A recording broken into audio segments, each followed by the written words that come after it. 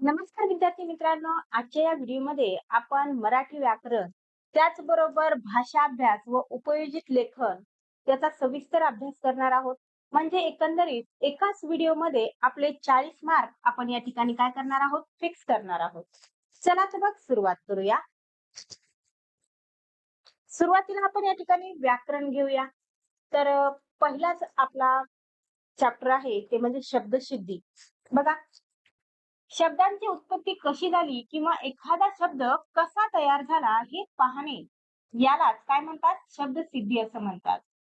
त्याचबरोबर भाषेतील मूळ शब्दांना काय म्हणतात, तर सिद्ध शब्द असं म्हणतात. मग ते मूळ शब्द कोणते आहेत, तर ते आहेत जा, एक, कर, बोल. हे काय आहेत, मूळ शब्द किंवा त्याला आपण धातू पण म्हणू शकतो. त्यानंतर बघा, एखाद्या भाषेतील मूळ शब्दापासून तयार झालेल्या नवीन शब्दाला काय म्हणतात, तर साधित शब्द असं म्हणतात. म्हणजे उदाहरणार्थ आपला या ठिकाणी शब्द आहे कर, आणि कर या शब्दाला काय लावलेला आहे, प्रत्यय लागून किंवा एखादा दुसरा शब्द लागून एक नवीन शब्द तयार झालेला आहे, तो म्हणजे कोणता, करणारा. तर हा करणारा जो शब्द आहे तो काय आहे, साधित शब्द आहे. काय आहे, साधित शब्द आहे. अशा पद्धतीनं त्यानंतर बघा,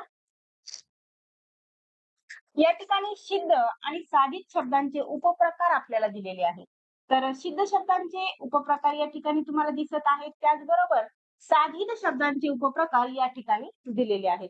परंतु आपल्या अभ्यासाला सिद्ध शब्दांचे प्रकार किंवा उपप्रकार आपल्याला विचारलेले नाहीयेत. आपल्यासाठी महत्वाचे कोणते आहेत, तर साधित शब्दांचे उपप्रकार आपल्यासाठी काय आहेत, महत्वाचे आहेत. त्यामध्ये कोणकोणते आहेत, तर उपसर्ग घटित शब्द, प्रत्यय घटित शब्द, सामासिक शब्द आणि अभ्यस्त शब्द. यावर आपल्याला वारंवार प्रश्न विचारलेले आहेत. त्यामुळे आपण प्रत्येकाचा सविस्तर अभ्यास या ठिकाणी करूया. सगळ्यात अगोदर आपण प्रत्यय घटित शब्द पाहूया. मग प्रत्यय घटित शब्द म्हणजे नेमके कसे, तर मूळ शब्दाच्या किंवा धातूच्या शेवटी एक किंवा अधिक अक्षरे जोडून तयार झालेल्या शब्दाला काय म्हणतात, तर प्रत्यय घटित शब्द असे म्हणतात. तर मूळ शब्दाच्या शेवटी जी अक्षरे जोडलेली असतात त्यांना काय म्हणतात, प्रत्यय म्हणतात. म्हणजे कुठलाही एखादा शब्द असेल तर त्याच्या मागे जे लागतं ते म्हणजे काय असते, प्रत्यय असते. त्याला प्रत्यय घटित शब्द असं देखील म्हणतो. म्हणजेच नेहमी शब्दाच्या नंतर येतो. प्रत्यय काय करत असतो, नेहमी शब्दाच्या नंतर येत असतो. मग याची काही उदाहरणं पण आपल्याला या ठिकाणी घ्यायची आहेत. बघा, प्रत्यय घटित शब्दांची उदाहरणे, जसं की आई हा काय आहे, प्रत्यय आहे. या ठिकाणी बघा कोणते शब्द तयार झाले, आई हा प्रत्यय लागून तयार होणारे शब्द आहेत खोदाई, लढाई, चढाई. मग कसं, तर बघा एक तुम्हाला करून दाखवते मी इथं. चढ काय आहे शब्द, चढ प्लस आई. याच्यापासनं जो नवीन शब्द तयार झाला तो काय आहे, तो चढाई. म्हणजे या ठिकाणी आई हा काय लागलेला आहे, प्रत्यय लागलेला आहे. त्याच पद्धतीनं आऊ, कुठले कुठले शब्द तयार झाले आऊ प्रत्यय लागून, तर ते शब्द तयार झाले टिकाऊ, जळाऊ, लढाऊ. त्यानंतर आळू, मग झोपाळू, लाजाळू, दयाळू. त्यानंतर दार हा प्रत्यय लागून तयार झालेले शब्द आहेत दुकानदार, जमीनदार, अणकुचीदार. त्यानंतर आहे गिरी. गिरी हा प्रत्यय लागून तयार झालेले शब्द आहेत गुलामगिरी.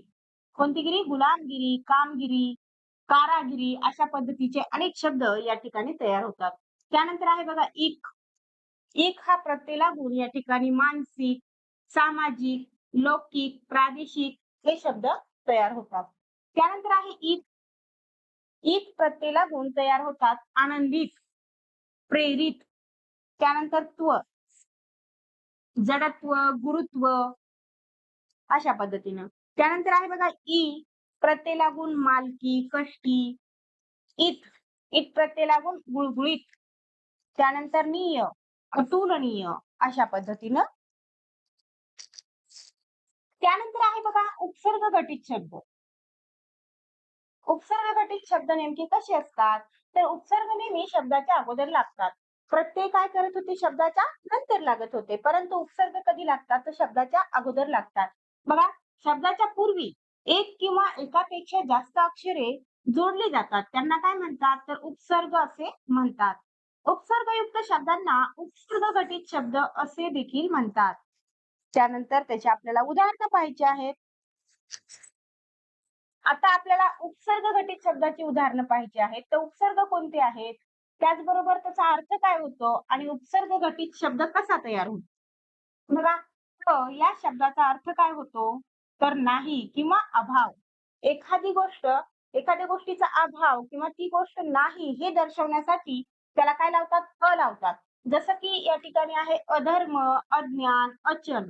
ज्याच्याकडे ज्ञान आहे तो ज्ञानी, परंतु ज्याच्याकडे ज्ञान नाही तर त्याला काय म्हणणार आपण? त्याला आपण म्हणणार अज्ञान. त्यानंतर आहे बघा अति. अतिचा अर्थ काय होतो? खूप किंवा पलीकडे. मग शब्द कोणते तयार होतात अतिपासून? तर अतिशय, अतिरेक, अत्याचार, अत्यंत. त्यानंतर अनु या शब्दाचा अर्थ होतो मागे किंवा प्रमाणे. त्यानंतर अनु हा उपसर्ग लागून या ठिकाणी तयार होतात अनुभव, अनुकरण, अनुज. त्यानंतरचा शब्द म्हणजे उपसर्ग आहे अभि. अभि या शब्दाचा अर्थ होतो अधिक किंवा more. उपसर्ग घटित शब्द कोणते तयार होतात? तर अभिमान, अभिनंदन, अभिप्राय. त्यानंतर आहे बघा उप. उप याचा अर्थ होतो जवळ किंवा गोल. मग शब्द कोणते तयार होतात? तर उपसंपादक, उपमुख्याध्यापक, उपप्रमुख, उपवास, उपनगर, उपवन, उपाहार. त्यानंतरचा उपसर्ग आहे प्र. प्रचा अर्थ होतो अधिक. मग त्यानंतर त्याचा अर्थ काय होतो? अधिक किंवा पुढे पण अर्थ होतो. मग शब्द हा उपसर्ग लागून तयार झालेले शब्द आहेत प्रगती, प्रवास, प्रकार. त्यानंतरचा उपसर्ग आहे वि. त्याचा अर्थ होतो विशेष, अभाव. तर शब्द तयार होतात विजय, विभाग आणि विसंगती. बघा, आणखीन उपसर्ग घटित शब्दांची आपल्याला उदाहरणं दिलेली आहेत. जसं की अन. अनचा अर्थ होतो अभाव, अणकुचीदार, अनवाणी. ज्याच्या पायात चप्पल नाही तो त्याला काय म्हणतात? अनवाणी. अड उपसर्ग आहे, त्याचा अर्थ होतो बाजूला. काय होतो अर्थ? बाजूला, आडवे. तर याच्या उपसर्ग लावून, अड उपसर्ग लागून तयार होणारे शब्द आहेत अडवाट, अडनाव, अडकाठी. त्याच्यानंतर औ. औचा अर्थ होतो खाली किंवा कमी. अवघड, अवजड, अवकळा, अवचिंद, अवदसा. शब्द बघा तुमच्या परिचयाचा असेल अवदसा.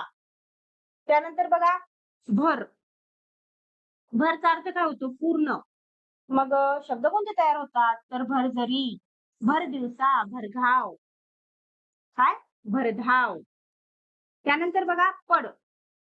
अर्थ होतो दुय्यम, पडसाद, पडछाया, पडजीव. बिन. बिन म्हणजे शिवाय किंवा नाही.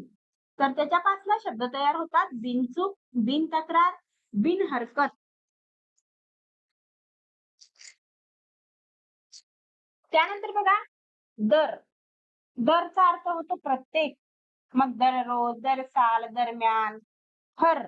हरचा अर्थ होतो प्रत्येक, हर रोज, हर घडी. बे म्हणजेच शिवाय, नाही. बेफिकीर, बेपर्वा, बेडर, बेसावध, बेजबाबदार. ज्याला जबाबदारी नाही तो बेजबाबदार, बेसावध. जो सावध नाही तो. अशा पद्धतीनं. ना म्हणजे नाही. तर या ठिकाणी नाराज, नाउमेद, नापसंत, नापास, नाखुश, नालायक हे पण शब्द तुमच्या परिचयाचा असेल बघा. त्यानंतर बघा नि. नीचा अर्थ काय होतो? शिवाय किंवा नाही. मग कुठले कुठले शब्द तयार होतात? तर निरोगी, निनावी, निकोप, निष्पर्ण, निर्गंध, निर्वात, निर्गवी, निस्वार्थी. अशा पद्धतीने. त्यानंतरचा पुढचा प्रकार आहे अभ्यस्त शब्द. मग हे अभ्यस्त शब्द नेमके कसे तयार होतात? तर बघा, जेव्हा एकाच शब्दाची किंवा काही अक्षरांची पुनरावृत्ती होऊन जोड शब्द तयार होतो तेव्हा त्याला काय म्हणतात? तर अभ्यस्त शब्द असं म्हणतात. म्हणजे एकच शब्द परत परत येतो किंवा एखादं अक्षर काय करत असतं? पुनरावृत्ती होत असते एखाद्या अक्षराची, तेव्हा अभ्यस्त शब्द तयार होत असतो. तर या ठिकाणी आपण पाहूया. बघा, अभ्यस्त शब्दाची आपण काही उदाहरणं या ठिकाणी घेतलेली आहेत. जसं की हळूहळू या ठिकाणी पूर्णचे पूर्ण शब्द काय झालेला आहे परत आलेला आहे. त्याच्यानंतर घरोघरी, जवळ-जवळ, अदला-बदल, शेजारी-पाजारी, गोड-धोड, कडकडाट, धड-धड, बारीक-सारीक, तुकडे-तुकडे, धंदा-बिंदा, काम-बीम, झटपट, खटपट. त्यानंतर आपला पुढचा प्रकार सुरू होत आहे तो म्हणजे समास. तर समास म्हणजे नेमकं काय? तर दोन पद एकत्र येऊन जे नवीन अक्षर तयार होतं त्यालाच आपण काय म्हणत असतो? समास असं म्हणतो. तसं विचार केला तर समासाचे एकूण मुख्य 4 प्रकार आहेत. मग ते कोणते कोणते आहेत? तर बघा अव्ययीभाव समास, त्यानंतर दुसरा प्रकार आहे ते म्हणजे तत्पुरुष समास, त्यानंतर द्वंद्व समास आणि चौथा प्रकार आहे ते म्हणजे बहुविरही समास. बहुविरही समास. तर हे जे काही 4 प्रकार आहेत याच्यामध्ये हे प्रकार कशावरून पडलेले आहेत? तर त्यांच्यामध्ये जे काही 2 पदं आहेत, त्या पदामध्ये जर पहिलं पद प्रधान असेल, तर तो असतो प्रकार म्हणजे अव्ययीभाव समास. याच्यामध्ये काय असते? तर पहिले पद प्रधान असते. पहिले पद प्रधान असते. तत्पुरुष समासमध्ये कसे असते? तर दुसरे पद प्रधान असते. काय असते? दुसरे पद प्रधान असते. आणि द्वंद्व समासामध्ये दोन्ही पदे प्रधान असतात. दोन्ही पदे काय असतात? प्रधान असतात. आणि बहुव्रीही समासामध्ये दोन्हीही पदे महत्वाची नसतात किंवा प्रधान नसतात. दोन्ही पदे महत्वाची नसतात. महत्वाची इथं नसतात लिहिते म्हणजे तुमच्या लक्षात येऊन जाईल. बघा. इथे काय असतात? दोन्ही पदे महत्वाची असतात.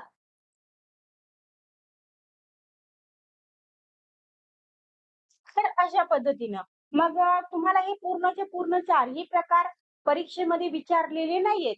तर जे काही तुम्हाला विचारलेले आहेत, त्याचाच आपण इथं अभ्यास करणार आहोत. कारण की परीक्षेच्या दृष्टीनं सध्या परीक्षा तुमची जवळ आलेली आहे. त्यासाठी तुमच्यासाठी जे महत्त्वाचं आहे, तेच आपण या ठिकाणी घेणार आहोत. फक्त एवढं लक्षात ठेवा, की हे 4 प्रकार आहेत, म्हणजे मेन प्रकार आहेत समासाचे. तर अव्ययभाव समासामध्ये काय असते? पहिलं पद प्रधान असते. तत्पुरुष समासात दुसरे पद प्रधान असते. द्वंद्व समासामध्ये दोन्ही पद प्रधान असतात आणि बहुव्रीही समासामध्ये दोन्हीही पद महत्वाची नसतात किंवा प्रधान नसतात. तर तुमच्या अभ्यासात जी विचारलेली आहेत त्याचा आपण या ठिकाणी सविस्तर अभ्यास करूया. बघा, तर तुम्हाला विचारलेला पहिला प्रकार आहे ते म्हणजे द्विगु समास. तर द्विगु समासाची आपण वैशिष्ट्ये या ठिकाणी पाहूया. फक्त तुम्हाला समास ओळखायलाच नाहीत सांगत, तर कधी-कधी तुम्हाला वैशिष्ट्येही विचारतात. तर ही वैशिष्ट्ये आहेत लक्षात असू द्या. द्विगु समासात पूर्वपद काय असतं? संख्यावाचक असतं. म्हणजे त्या पदामध्ये पहिलंच पद हे काय करत असतं? संख्या दाखवत असतं, संख्या सुचवत असतं. हा नेहमी एकवचनात असतो. काय असतो? एकवचनात असतो. सामासिक शब्दावरून समुच्चयाचा बोध होत असतो किंवा बोध होतो. मग याची व्याख्या कशी करता येईल? तर बघा व्याख्या आपण अशी करूया. समासातील पहिले पद संख्या विशेषण असते व त्या सामासिक शब्दावरून एका समुच्चयाचा अर्थ दर्शवला जातो. तेव्हा त्यास काय म्हणतात? तर द्विगु समास असं म्हणतात. तर द्विगु समासाची आपल्याला काही उदाहरणं पाहायची आहेत. बघा, द्विगु समासाची आपण उदाहरणं घेतली. ही जी काही उदाहरणं घेतली आहेत, या उदाहरणाच्या बाहेर तुम्हाला म्हणजे उदाहरण पाहायला मिळणार नाही परीक्षेमध्ये किंवा तुमच्या क्वेश्चन पेपरमध्ये. तर बघा या ठिकाणी आपण पाहत आहोत अष्टाध्यायी. अष्टाध्यायी म्हणजे या ठिकाणी आपण काय केलेलं आहे? उदाहरण म्हणजे शब्द घेतलेला आहे आणि शब्दाचा विग्रह पण करून दाखवलेला आहे. अष्टाध्यायी तर याचा विग्रह काय होतो? 8 अध्यायांचा समूह. त्यानंतर चतुर्मास, 4 महिन्यांचा समुदाय. त्यानंतर चौघडी, 4 गण्यांचा समुदाय. काय शब्द आहे? चतुसूत्री, 4 सूत्रांचा समुदाय. त्रिलोक्य, काय आहे? त्रिलोक्य, 3 लोकांचा समुदाय. त्यानंतर आहे बघा संघ. 7 रंगांचा समूह. पंचपाळे 5 पाळ्यांचा समुदाय. 12 भाई 12 भावांचा समुदाय. नवरात्र 9 रात्रींचा समूह. त्रिदल 3 दलांचा समुदाय. त्रिभुवन, तर या ठिकाणी कितवा आहे हा शब्द? 11वा आहे बघा. त्रिभुवन 3 भुवनांचा समुदाय. त्यानंतर आहे सप्ताह 7 दिवसांचा समूह. पंचवटी 5 वडांचा समूह. पंचपदी 5 पदांचा समुदाय. पंचारती 5 आरत्यांचा समुदाय. त्यानंतर आहे बघा सप्तग्रही 7 ग्रहांचा समुदाय. त्यानंतर आहे द्विदल 2 दलांचा समूह. तर प्रत्येक ठिकाणी तुम्ही पाहताय की काय दिसत आहे? संख्या दिसत आहे. सुरुवातीचं पहिलं पद हे काय करत आहे? संख्या दाखवत आहे. जिथं जिथं तुम्हाला संख्या दिसल ते पद म्हणजे काय करत आहे? तर तुम्हाला संख्या दाखवत आहे, म्हणजेच ते काय आहे? द्विगु समास आहे. अत्यंत सोपा, लक्षात ठेवण्यासारखा हा समास आहे. त्यानंतर आहेत का समासाचा पुढील प्रकार आहे कर्मधारय समास. तर कर्मधारय समास हा नेमका कसा ओळखायचा? तर विशेषण विशेष्य अशा पद्धतीचा संबंध त्याच्यामध्ये असतो. म्हणजे पुढच्या शब्दाविषयी अधिकची माहिती आपल्याला अगोदरचा शब्द देत असतो. तर या ठिकाणी बघूया बघा. ज्या समासातील दोन्ही पदे एकाच विभक्तीत म्हणजे प्रथमा विभक्तीत असतात त्याला कर्मधारय समास असं म्हणतात. त्याच्यासाठी तुम्हाला विभक्ती माहित पाहिजे. विभक्तीमध्ये प्रथमेला कुठलेही काय नसतात? प्रत्यय नसतात. मग द्वितीयाला सलाते सलानाते म्हणजे एक वचनामध्ये वेगळे असतात आणि अनेक वचनामध्ये वेगळे असतात. त्यानंतर बघा, ज्या एक शब्द दुसऱ्या शब्दाची विशेष सांगतो त्याला काय म्हणतात? कर्मधारय समास असा म्हणतात. दोन शब्दांना किंवा दोन शब्दात विशेषण विशेष्य किंवा उपमान उपमेय उपमेय असा संबंध असतो. समासातील दुसरे पद काय असते? मुख्य असते. तर हा तत्पुरुष समासाचा उपप्रकार आहे, ज्याच्यामध्ये की दुसरं पद काय आहे? प्रधान आहे. बघा याची काय आपण उदाहरण घेऊयात. अगोदर आपण वैशिष्ट्य पाहूया. कर्मधारय समासाची वैशिष्ट्ये आहेत. दोन्ही पदे एकाच विभक्तीत असतात. त्याचबरोबर कधी पूर्वपद विशेषण असते, कधी काय होतं? पूर्वपद विशेषण असतं, म्हणजे पहिलं पद विशेषण असतं, तर कधी दुसरं पद विशेषण असतं. तर याचे जेव्हा पहिलं पद विशेषण असतं तेव्हाचं उदाहरण पहा. नीलकमल, नील म्हणजे निळा, निळे असे कमळ. त्यानंतर कधी उत्तर पद प्रधान असते, म्हणजे दुसरे पद काय असते? प्रधान असते. तर त्याचं उदाहरण आहे बघा घननीळ, घनासारखा निळा, घननीळ. तर या ठिकाणी घन या शब्दाचा अर्थ काय होतो? ढग. बघा कर्मधारय समासाची वैशिष्ट्यामध्ये तिसरं वैशिष्ट्य आहे, कधी दोन्ही पदे विशेषणे असतात, म्हणजे दोन्ही पद काय करत असतात? विशेष माहिती देत असतात. जसं की श्याम सुंदर, सुंदर असा श्याम. कधी पहिले पद उपमान तर कधी दुसरे पद उपमान असते.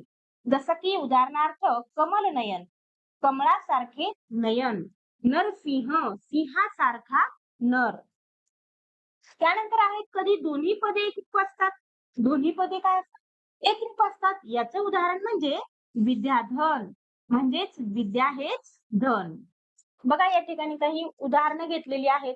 ही उदाहरणं सर्वचे सर्व अगदी तुम्ही तोंडपाठ करा. हा व्हिडिओ परत परत पहा, म्हणजे तुमचा कुठेही मार्क जाणार नाही. तुमच्या पुस्तकाचा सविस्तर अभ्यास आम्ही या ठिकाणी केलेला आहे आणि त्यावरूनच या ठिकाणी जी काही सामग्री घेतलेली आहे ती सर्व तुमच्या पुस्तकातील आहे. त्यामुळे बघा अत्यंत महत्वाचा हा व्हिडिओ तुमच्यासाठी ठरणार आहे. तर बघा महाराज, तर याचा विग्रह कसा होईल? महान असा राजा. 29 1 उणे 30. महामानव, महान असा मानव. काळे काळ मांजर, काळे असे मांजर. खडी साखर, खडी सारखी साखर. महाराज, महान असा राजा. मुख कमल, कमलासारखे मुख. श्वेत कमल म्हणजे पांढरे असे कमळ. भोलेनाथ, काय? भोलेनाथ, भोळा असा नाथ. त्यानंतर पितांबर, पिवळे असे वस्त्र. महाराष्ट्र, महान असे राष्ट्र. सावळा राम, सावळा असा राम. 3.5 अर्ध्यासह 3. सेंड नक्षत्र, शेंडी असणारे नक्षत्र. नीळ कमळ, निळे असे कमळ किंवा नील असे कमळ. दिव्य दृष्टी, दिव्य अशी दृष्टी. पुरुषोत्तम, उत्तम असा पुरुष. तर बरेचसे यातले प्रश्न हे प्रिव्हियस इयरला विचारलेले आहेत. त्याच्यासाठी काय आहे, प्रत्येक शब्द तुमच्यासाठी महत्वाचा आहे. तर इथं VIMP लिहिते. परत परत पहा व्हिडिओ. त्याचबरोबर जर वेळ असेल तर लिहून सुद्धा घ्या आणि वाचा परत परत. त्याच्यानंतर बघा हिरवागार, खूप हिरवा. विद्याधन, विद्या हेच धन. त्यानंतर आहे भाषांतर. अन्य अशी भाषा, अन्य अशी भाषा म्हणजे दुसरी भाषा. पांढरा शुभ्र, शुभ्र असा पांढरा. रक्तासारखे चंदन. घनश्याम, घनासारखा श्याम म्हणजेच ढगासारखा काळा. काव्य अमृत, अमृत रूपी काव्य. पुरुषोत्तम, उत्तम असा पुरुष. काही शब्दांची पुनरावृत्ती झालेली आहे या ठिकाणी बघा. त्यानंतरचा पुढचा प्रकार आहे द्वंद्व समास. तर द्वंद्व समासाविषयी तुम्हाला मी मगाशी सांगितलं की दोन्ही पद महत्वाची असतात, कोणालाही सोडता येत नाही. जसं की उदाहरणार्थ आई आणि वडील. आई वडील असं जर म्हणलं तर आई ही महत्वाची आहे आणि वडीलही महत्वाचे आहेत. त्याचबरोबर म्हणजे दोन्ही पदांपैकी कुठल्याही पदाला आपल्याला काय देता येत नाही, वेटेज देता येत नाही. कोणाला कमी आणि कोणाला जास्त लेखता येत नाही. तर बघा, ज्या समासातील दोन्ही पदे अर्थदृष्ट्या महत्वाची असतात तेथे काय होतो, द्वंद्व समास होतो. तर द्वंद्व समासाची 3 प्रकार आहेत आणि 3ही प्रकारावर आपल्याला प्रश्न विचारलेले आहेत. त्याच्यामुळे याचा आपल्याला सविस्तर अभ्यास करावा लागणार आहे. बघा, पहिला प्रकार आहे इतर द्वंद्व समास. दुसरा आहे वैकल्पिक द्वंद्व समास. तिसरा आहे समाहार द्वंद्व समास. तर एक एक आपण प्रकार घेऊया, त्याची व्याख्या घेऊया आणि नंतर त्याची उदाहरणं घेऊयात. बघा, सुरुवातीला आहे इतर द्वंद्व समास. तर ज्या समासाचा विग्रह करताना कुठले शब्द येणार, आणि व या समुच्चय बोधक उभयान्वयी अव्ययांचा उपयोग करावा लागतो, त्या समासाला काय म्हणतात, इतर द्वंद्व समास असं म्हणतात. इथं अर्थासाठी दोन्ही पदांची अपेक्षा असते. म्हणजे हे पण आणि ते पण. या ठिकाणी आणि व या शब्दांचा आपल्याला काय करायचा असतो, उपयोग करायचा असतो. म्हणजे जर एखाद्या शब्दाचा विग्रह करायचा आहे, जसं की मी म्हणलं बहीण भाऊ, तर बहीण आणि भाऊ असा त्याचा विग्रह होईल.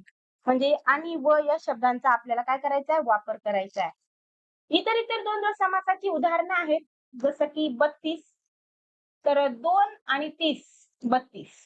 स्त्री पुरुष, स्त्री आणि पुरुष. विटी दांडू, विटी आणि दांडू. दही भात, दही आणि भात. बहीण भाऊ, तर बहीण आणि भाऊ. त्याच्यानंतर नाक डोळे, नाक आणि डोळे. म्हणजे दोन्ही पद काय आहेत, महत्वाची आहेत. त्याच्यानंतर सुंठ साखर, सुंठ आणि साखर. 20, 1 आणि 20. त्याच्यानंतर कृष्ण अर्जुन, कृष्ण आणि अर्जुन. आई वडील, आई आणि वडील. त्यानंतरचा पुढचा उपप्रकार आहे तो म्हणजे वैकल्पिक द्वंद्व समास. तर वैकल्पिक द्वंद्व समासामध्ये कसं असतं, 2 पद असतात, दोन्ही पैकी एकाची आपल्याला काय करायची असते, निवड करायची असते. जसं की तुम्ही एखाद्या पाहुण्यांच्या घरी जातात तेव्हा पाहुणे काय विचारतात, चहा घेणार की कॉफी? काय म्हणतात, चहा घेणार की कॉफी? तुम्हाला इथं चहाची किंवा कॉफीची कुठल्या तरी एकाच पदार्थाची निवड करता येणार आहे. पाहुणे तुम्हाला दोन्हीही देऊ शकत नाहीयेत. जर तुम्ही चहा म्हणलात तर कॉफी मिळणार नाही आणि कॉफी म्हणलात तर चहा मिळणार नाही. अशा पद्धतीचा हा असतो वैकल्पिक द्वंद्व समास. ज्या समासाचा विग्रह करताना किंवा अथवा वा या वैकल्पिक किंवा विकल्प बोधक उभयान्वयी अव्ययाचा उपयोग करावा लागतो, त्यास काय म्हणतात, वैकल्पिक द्वंद्व समास असं म्हणतात. इथे अर्थासाठी दोन्ही पदापैकी एकाचीच अपेक्षा असते, एकाचीच अपेक्षा असते. तर याची उदाहरणं आहेत बरे वाईट. एक तर बरे असेल किंवा वाईट असेल. सत्य सत्य, एक तर सत्य असेल किंवा सत्य असेल. 4-5 एक तर 4 घ्या नाहीतर 5 घ्या. अशा पद्धतीने. बघा त्यानंतर आहे समाहार द्वंद्व समास. तर समाहार द्वंद्व समास नेमका काय असतो? बघा व्याख्या पहा. ज्या समासातील ज्या समासातील पदांचा विग्रह करताना त्यातील पदांच्या अर्थाशिवाय त्याच जातीच्या इतर अर्थाचाही त्यात काय केलेला समावेश केलेला असतो. त्यास काय म्हणतात? समाहार द्वंद्व समास असं म्हणतात. समास आलेल्या आणि त्या जातीच्या इतर वस्तूंच्या समुदायाला महत्व असते. म्हणून हा समास एकवचनी असतो. बघा, जसं की याचं उदाहरण घ्यायचं झालं, काय कांदा पोहे. काय उदाहरण आहे? कांदा पोहे. तर कांदा घालून केलेले पोहे. कांदाच घालून पोहे करतात का? तर नाही. त्याच्यामध्ये शेंगदाणे असतात, मिरची असते, कोथिंबीर असते, त्याचबरोबर पोहे असतात, डाळवं असतं. खूप सारे पदार्थ असतात. परंतु प्रत्येक पदार्थाचं नाव घेतलं जातं का? तर नाही. फक्त आपण काय म्हणणार? कांदा पोहे. मग त्याच्यामध्ये सगळंच आलं. जसं की दुसरं उदाहरण पाहायचं झालं, तर बाजारातून आपण काय आणतो? भाजीपाला आणतो. बरोबर आहे. म्हणतो काय? फक्त भाजीपाला म्हणतो.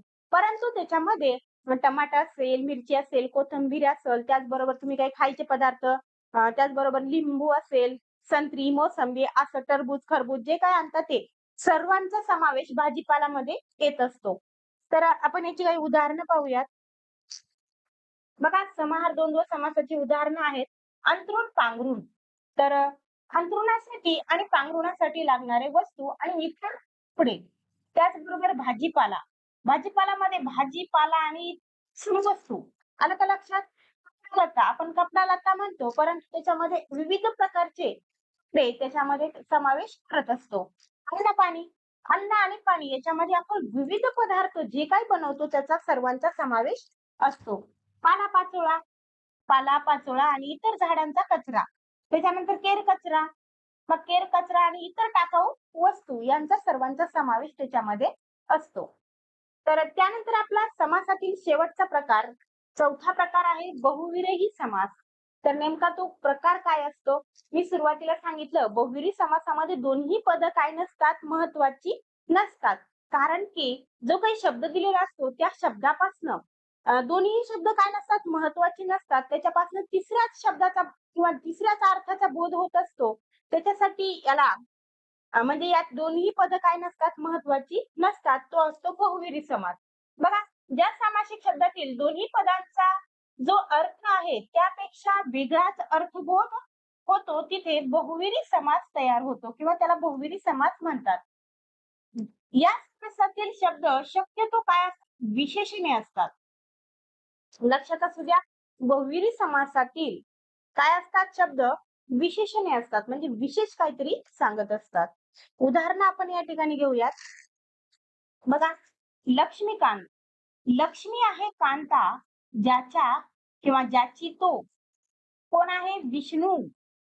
त्याच्यानंतर वक्रतुंड. वक्र आहे तोंड ज्याचे तो कोण आहे? गणपती. एक डोळा. एक आहे डोळा ज्याला तो कोण? कावळा. भक्त प्रिया. भक्त आहे प्रिय ज्याला तो आहे देव. नीलकंठ. निळा आहे कंठ ज्याचा तो शंकर. पांडुरंग. पांडुर आहे रंग ज्याचा असा तो विठ्ठल. जितेंद्र. जित आहे इंद्रिय ज्याची तो कोण आहे? मारुती. त्यानंतर बघा, सुधाकर. सुधा आहे ज्याच्या करात असा तो कोण? चंद्र. चक्रपाणी. चक्र आहे पाणीत असा तो कोण? विष्णू. त्याच्यानंतर आहे चंद्रशेखर. चंद्र आहे शिखरी ज्याच्या तो कोण? शंकर. अशा पद्धतीनं जे काही दिलेले अर्थ आहेत त्याच्यापेक्षा वेगळाच अर्थ या ठिकाणी निघत आहे. असे जर शब्द तुम्हाला दिसले तर ते आहेत बहुविरी समासाची उदाहरणं. त्यानंतर आहे बघा अनंत. नाही अंत असा तो. निरस. नाही रस ज्याच्यात ते. अनियमित. नियमित नाही असे ते. अकर्मक. नाही कर्म ज्याला ते. सादर. आदराने सहित असा तो. सहपरिवार. परिवारासहित आहे असा तो. दुर्गुणी. गुणांपासून दूर असलेला.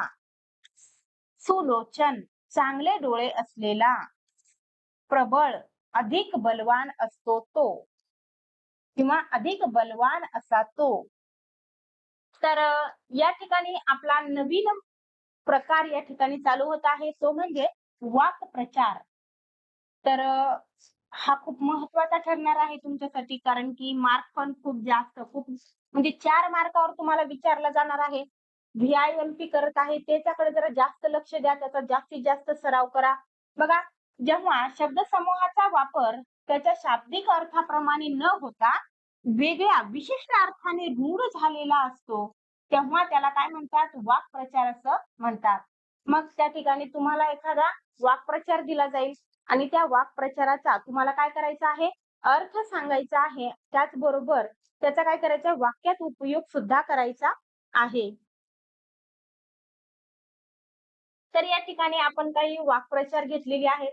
त्याचा अर्थही दिलेला आहे. त्याचबरोबर त्याचं काय केलेलं आहे? वाक्यात उपयोग पण केलेला आहे. पहिला शब्द घेतलेला आहे कुचेष्टा. त्याचा अर्थ काय होतो? तर चुकीचे बोलणे, उपहास करणे, थट्टा करून अपमानित करणे किंवा अपमान करणे, टिंगल-टवाळी करणे, एखाद्याला नावे ठेवणे. कुचेष्टा याचा अर्थ अशा पद्धतीने होतो. मग त्याचा वाक्यात उपयोग. तर दुसऱ्याची कुचेष्टा करणे हा काही चांगला गुण नाही. बघा लक्षात असू द्या, दुसऱ्याची चेष्टा करणे हा काही चांगला गुण नाहीये. आपण या ठिकाणी वाक्यात उपयोग केलेला आहे. पेव फुटणे म्हणजेच एखादी गोष्ट अचानक मोठ्या प्रमाणात निर्माण होणे किंवा सर्वत्र दिसू लागणे. तर त्याचा आपण वाक्यात उपयोग कसा करणार? तर सध्या इंटरनेटवर अफवांचे पेव फुटले आहे. तर विविध प्रकारच्या अफवा कशा पद्धतीने पसरत आहेत, त्याला आपण अशा पद्धतीनं पेव फुटणे असा शब्द दिलेला आहे. त्यानंतर बघा व्यथित होणे. अर्थ आहे खूप दुःखी होणे, मन कासावीस होणे, मनात तीव्र वेदना होणे, अस्वस्थ होणे. एवढे अर्थ आहेत. तर याचा वाक्यात उपयोग आहे. भीषण अपघाताची बातमी ऐकून संपूर्ण गाव काय झाले? व्यथित झाले. बघा शिस्तभंग होणे, नियमाप्रमाणे न वागणे. शिस्तभंग तर तुम्ही पण नेहमीच करत असता, है की नाही? बघा सैन्यात कोणत्याही प्रकारचा शिस्तभंग झालेला खपवून घेतला जात नाही. या ठिकाणी आपण वाक्यात उपयोग केला. त्याच्यानंतर कानोसा घेणे म्हणजे गुप्तपणे माहिती मिळवण्याचा प्रयत्न करणे. माहितीचा काय करणे? अंदाज घेणे. वाक्यात उपयोग कसा करणार मग? तर पोलीस चोर कुठे लपले आहेत याचा कानोसा घेत वस्तीत शिरले. त्यानंतर नजरेतून उतरणे, आदर किंवा सन्मान कमी होणे. मग याचा वाक्यात उपयोग बाळूने बाबांचा अनादर केल्यामुळे तो शेजारच्यांच्या नजरेतून उतरला. त्यानंतर बघा रुंची घालणे म्हणजे एखाद्या गोष्टीभोवती घिरट्या घालणे. रुंची घालणे म्हणजे एखाद्या गोष्टीभोवती काय करणे? घिरट्या घालणे. जसं की चाफ्याच्या फुलाभोवती भुंगा. कोण? भुंगा काय करतो? रुंची घालतो. त्यानंतर आहे मनात घर करणे, आदर किंवा सन्मान वाढणे. जसं की तुम्ही चांगली कामं केली तर निश्चितच तुमच्याविषयी काय होणार आहे? आदर किंवा सन्मान वाढणार आहे. त्या पद्धतीनं आपण या ठिकाणी वाक्य तयार केलेलं आहे. चांगली माणसे नेहमीच सर्वांच्या घरात बघा वाक्य काय तयार केलेलं आहे आपण, की चांगली माणसे नेहमीच सर्वांच्या मनात काय करतात? घर करतात. त्यानंतर पचनी न पडणे म्हणजे सहमत न होणे, एखादी गोष्ट मान्य न होणे. तर वाक्य काय होणार आहे? त्याने दिलेले उत्तर माझ्या पचनी पडले नाही. पचनी पडले नाही म्हणजे मला याला काय झालेलं नाही? आवडलेलं नाहीये. त्याच्यानंतरचा वाक्प्रचार आहे गुडघे टेकणे, शरणागती पत्कारणे, पराभव मान्य करणे. तर वाक्य काय तयार केलेलं आहे? गावकऱ्यांच्या विरोधापुढे तिने काय केले? गुडघे टेकले. त्यानंतर आहे बघा खनपट्टीला बसणे. शब्द जरा नवीन आहे. खनपट्टीला बसणे तर याचा अर्थ होतो एखाद्या गोष्टीसाठी सतत मागे लागणे किंवा पिच्छा न सोडणे. पिच्छा न सोडणे म्हणजेच काय? तर खनपट्टीला बसणे. तर या ठिकाणी आपण उदाहरण घेतलेलं आहे. म्हणजे वाक्यात उपयोग कसा केलेला आहे खनपट्टीला बसणे या शब्दाचा? जोपर्यंत मला मोबाईल मिळत नाही. काय मिळत नाही? मोबाईल मिळत नाही तोपर्यंत मी जेवणार नाही. असे म्हणत मीनू वडिलांच्या खनपटीला बसली. मग आता मीनू जेवेल की नाही? मीनू नाही. आता मीनूला काय भेटणार नाही? जेवायला भेटणारच नाही. कारण तिला कोणी मोबाईल घेऊन देणारच नाहीये. अशा पद्धतीनं आपण या ठिकाणी वाक्यात उपयोग केलेला आहे. त्यानंतर बघा, वाक्याची उदाहरणं आपण या ठिकाणी पाहत आहोत. तगादा लावणे. काय करणे? तगादा लावणे. एखाद्या गोष्टीचा आग्रह धरणे. एखादी गोष्ट वा वस्तू मिळवण्यासाठी वारंवार विचारणा करणे. गुलूने नवीन खेळणी विकत घेण्यासाठी आईकडे तगादा लावला. तुम्हीही बऱ्याच वेळेस काही गोष्टी घेण्यासाठी काय करत असता? आईकडे किंवा पप्पाकडे तगादा लावत असता अशाच पद्धतीनं. त्यानंतर आहे निकाल लावणे. म्हणजे कायमचा बंदोबस्त करणे, पूर्णपणे संपवणे, अंतिम निर्णय घेणे अशा पद्धतीचे अर्थ होतात. पूर्णपणे संपवणे. जसं की आता परीक्षा जवळ आलेली आहे, तर तुम्ही सर्वचे सर्व विषयांचा अभ्यास करून पूर्ण काय केलेला आहे? संपवला आहे. एकदाचा निकाल लावलेला आहे. तर वाक्यात उपयोग, न्यायालयाने अनेक वर्षापासून प्रलंबित वादाचा अखेर निकाल लावला. त्यानंतर आहे पिच्छा पुरवणे. एखाद्या व्यक्तीचा किंवा गोष्टीचा सतत पाठलाग करणे. एखादी गोष्ट मिळेपर्यंत मागे लागणे. मग रामने आपल्या ध्येयाचा पिच्छा पुरवत अखेर घवघवीत यश मिळवलं. काय केलं? घवघवीत यश मिळवलं. त्यानंतर आहे बघा तावडीत सापडणे. पकडला जाणे किंवा कचाट्यात सापडणे. लोकांना खूप दिवसापासून त्रास देणारा चोर पोलिसांच्या तावडीत सापडला. त्यानंतर आहे आनंद गगनात न मावणे. म्हणजेच खूप आनंद होणे. जसं की तुम्ही जर आता 10वीच्या परीक्षेमध्ये खूप सारे मार्क मिळवले, जर तुम्ही वर्गात पहिले आलात, तर तुमच्या आई-वडिलांना काय होणार आहे? निश्चितच आनंद होणार आहे. म्हणजेच त्यांचा जो आनंद आहे तो गगनात न मावण्यासारखा आहे. तर आपण उदाहरण घेऊया बघा. श्रेयसला सरकारी नोकरी मिळाली म्हणून त्याच्या आई-वडिलांचा आनंद गगनात मावत नव्हता. त्यानंतर आहे काडीचाही त्रास न होणे, अजिबात त्रास न होणे. तर आपण याचं उदाहरण घेतलं आहे, माझ्या आईने मला कधीच काडीचाही त्रास दिला नाही. डोळे विस्फारून पाहणे म्हणजे आश्चर्यचकित होऊन पाहणे किंवा थक्क होऊन पाहणे. अचानक एखादी नवीन घटना घडली तर आपण त्याच्याकडे काय करता? टक लावून पाहता किंवा आपले डोळे आपण मोठे करून पाहता. जसं की मी राघवचे गुपित उघडकीस आणतोय म्हणून तो माझ्याकडे डोळे विस्फारून बघत होता. काय करत होता? डोळे विस्फारून बघत होता. या ठिकाणी आपण वाक्यात उपयोग केलेला आहे. त्यानंतर लळा लागणे, प्रेम निर्माण होणे. छोट्याशा गीताच्या खेळकर आणि नटखट स्वभावामुळे काय झालं आहे? वस्तीतील लोकांना तिचा लळा लागला आहे. त्यानंतर आहे तुटून पडणे, जोरदार हल्ला करणे, खूप भूक लागल्यामुळे अन्न हावरटपणे किंवा उत्साहाने खाणे. तर याचे आपण अनेक पद्धतीनं तुटून पडणे या शब्दांचा म्हणजे या वाक्प्रचाराचा विविध प्रकारे काय करू शकतो? वाक्यात उपयोग करू शकतो. जसं की परीक्षा आलेली आहे म्हणून मुलं अभ्यासावर तुटून पडली. तर या ठिकाणी आपण उदाहरण घेतलं आहे, मराठे शत्रू सैन्यावर तुटून पडले. बघा, त्यानंतर भाषिक घटकांवर आधारित प्रती यासाठी तुम्हाला एकंदरीत 8 मार्क आहेत. त्यामध्ये शब्दसंपदा याच्यासाठी 4 मार्क म्हणजे खूप VIMP खूप व्हेरी इम्पॉर्टंट असा हा पार्ट आहे शब्दसंपत्तीचा. मग त्याच्यामध्ये समानार्थी शब्द असतील, विरुद्धार्थी शब्द असतील, तुमच्यासाठी अतिशय महत्त्वाचे आहेत. चला तर आपण पाहूया. बघा, प्रत्येक शब्द हा तुमच्या पुस्तकातून उचललेला आहे. त्याच्यासाठी तो तुमच्यासाठी खूप महत्त्वपूर्ण ठरणार आहे. कर्ण. तर या शब्द आणि या शब्दाचे इकडे समानार्थी शब्द तुम्हाला दिलेले आहेत.